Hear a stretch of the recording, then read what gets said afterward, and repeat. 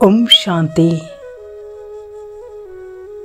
हमारा घर एक गोकुल बन जाए, आनंद का स्थान जहां बैठकर सुकून मिले, शांति मिले, जहां बैठने की दिल हो और लगे इस घर के सारे सदस्य आपस में बहुत प्यार से बात करते, एक दूसरे को सम्मान देते, एक दूसरे को सुख देते। अगर ऐसा घर हमें बनाना है तो सिंपल एक काम करना है, स्पिरिचुअलिटी को अपनाओ। स्पिरिचुअलिटी माना परमात्मा आत्मा का ज्ञान, परमात्मा के साथ कनेक्शन और परमात्मा जो हमें सुनाते हैं उस ज्ञान को अप्लाई करना। वो परमात्मा हमें जन्मते ही 4 खजाने देते हैं। सबसे पहला खजाना और वो है ज्ञान का, स्पिरिचुअल नॉलेज, जिसको सुनते सुनते जीवन में रहते भी हम दुख अशांति से मुक्त हो जाते हैं। व्यर्थ संकल्प, नेगेटिव थॉट्स और गलत कर्म, इससे हम मुक्त हो जाते हैं। अगर कोई भी व्यर्थ विचार मन में आता भी है ना, तो स्पिरिचुअल ज्ञान की पॉइंट से हम उसका एक्सपेरिमेंट कर हम विजयी बन जाते हैं। दूसरा परमात्मा हमें जो खजाना देते हैं वो है उसकी याद, मेडिटेशन, जिससे हमें असीम शक्तियों की प्राप्ति होती है, पावर्स मिलती है। और इन्हीं पावर्स के आधार से हम अपनी प्रॉब्लम्स को, सारे विघ्नों को सहज पार कर लेते हैं। तीसरा खजाना वो हमें देते हैं सर्व गुणों की प्राप्ति, और चौथा खजाना है सेवा का। जब हमें जो प्राप्त हुआ है उससे दूसरों की सेवा करते हैं, सहयोग देते हैं, उससे दुआएं मिलती हैं, ब्लेसिंग्स मिलती हैं, खुशी प्राप्त होती है। तो सबसे सहज विधि हम क्या कर सकते हैं रोज जिससे हमें खुशी मिले? सुबह से रात तक सबको जो जो मिले, जो जो दिखे, बस उनको दुआ दो, उनसे दुआ लो, दुआ दो, दुआ लो। देखो, चाहे कोई आपके ऊपर गुस्सा करेगा, कोई बहुत गुस्से वाली आत्मा आ रही है, लेकिन उसे भी दुआ दो, दुआ लो, क्योंकि जितना हम ये प्रैक्टिस करेंगे ना, उतना हम जीवन में बहुत आगे बढ़ेंगे। जैसे साइंस के अंदर रॉकेट बहुत फास्ट है ना, कितनी जल्दी में वो अपना कार्य कर देता है। ऐसे अगर जिंदगी में आगे बढ़ना है तो एक बहुत सहज कार्य करो। और वो कार्य कौन सा? बस सुबह से रात तक एक ही कार्य, ब्लेसिंग्स देनी है, ब्लेसिंग्स लेनी है, दुआ देनी है और दुआ लेनी है।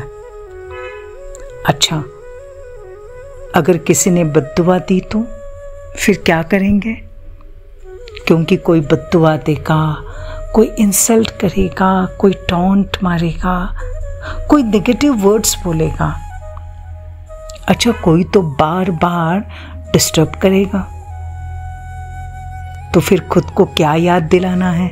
ये सब होना है, क्योंकि हर आत्मा के जीवन की फेज अलग अलग होती है। हर आत्मा की प्रॉब्लम्स अलग अलग होती है, उसका माइंडसेट अलग होता है। अगर इसमें वो आत्मा अगर हमें कुछ नेगेटिव शब्द बोले तो क्या करना? सिर्फ याद करना, मैं कौन?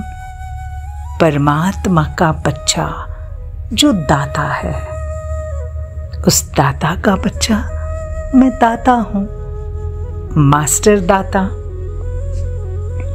तो दाता माना जो सदा देता है। परमात्मा का क्या काम है? बस देना। देना तो मुझे भी क्या करना है? सबसे अच्छी चीज जो देने की है, और वो है ब्लेसिंग्स देना। कैसे देना? इस आत्मा को सद्बुद्धि मिले, इसको शांति मिले, इसको सुख मिले, इसका सब अच्छा हो, इसकी बीमारी नष्ट हो जाए, इसको सफलता मिले। ये दुआ देना। देखो, कोई व्यक्ति, कोई रिश्ता कैसा भी है, लेकिन वो मेरे कौन है? वो भगवान का बच्चा है ना, तो मेरा कौन है? मेरा भी तो वो एक परिवार है, सोल टू सोल कनेक्शन। वो मेरा या तो भाई है या बहन है। जब हम एक ग्लोबल फैमिली, वसुधैव कुटुंबकम के रूप से हम देखने की कोशिश करेंगे, तो फिर हम उसको क्या देंगे? उसके प्रति हम क्या सोचेंगे? इनका अच्छा हो, इनका भला हो। देखो, परमात्मा कोई कितना भी उन्हें गालियां दे, कोई परमात्मा से नाराज हो, परमात्मा कभी भी बद्दुआ देते ही क्या? नहीं ना। फिर हम तो उनके बच्चे हैं, तो हम भी क्या करेंगे आज से? बस हम बद्दुआ देने वाले को भी दुआ देंगे, उनके लिए अच्छा सोचेंगे। वो दे या ना दे, लेकिन हम देंगे।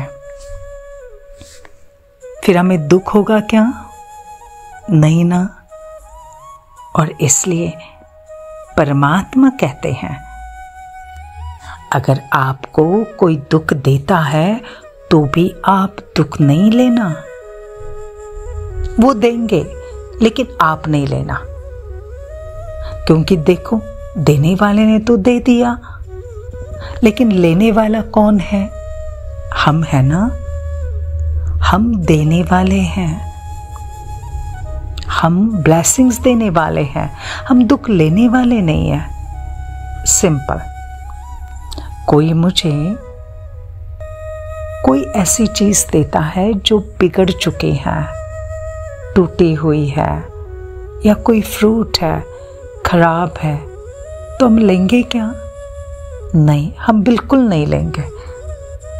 अभी इसी प्रकार अगर कोई हमें दुख देता है, हमें डिस्टर्ब करता है, गुस्सा करता है, अशांत हो जाता है, तो ये बुरी चीज है ना।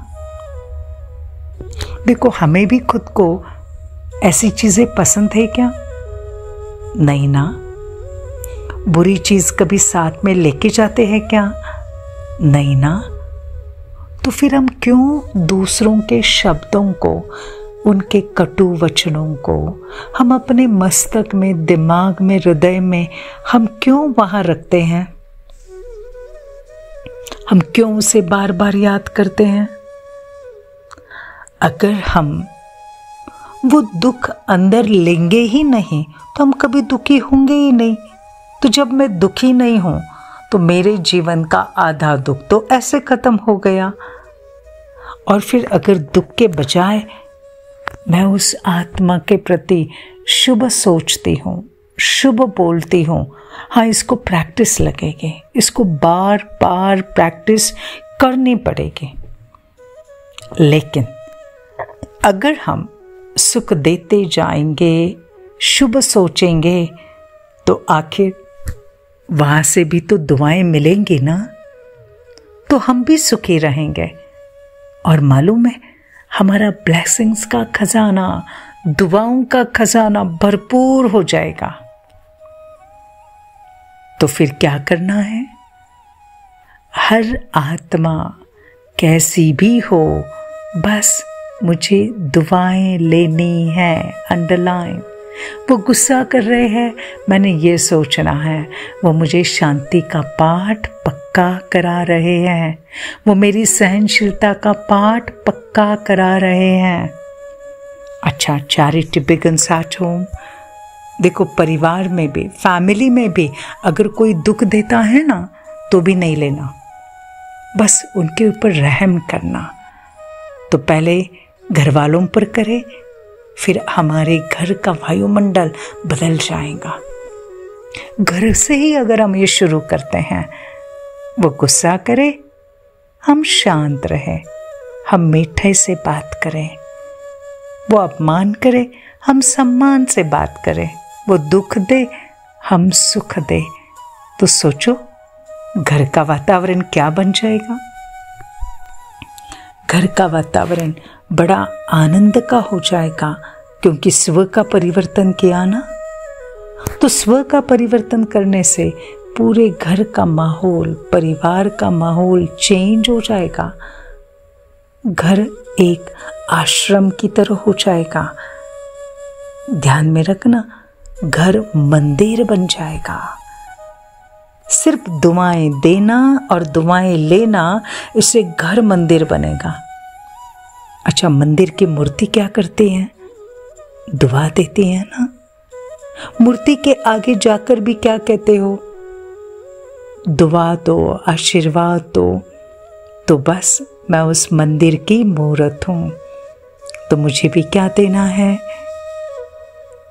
आत्मिक प्यार, रूहानी प्यार, ईश्वरीय प्यार, सच्चे दिल का प्यार। और जब हम ये देंगे ना, तो हमारा घर आश्रम बन जाएगा। सिर्फ घर नहीं, हमारे कांटेक्ट में जो जो आएंगे वो भी हमारे से सुकून पाएंगे, शांति पाएंगे, प्यार पाएंगे, और उनसे बहुत सारी दुआएं मिलेंगे। तो चलो आज हम ये अभ्यास करते हैं, दुआ देना और दुआ लेना। ओम शांति।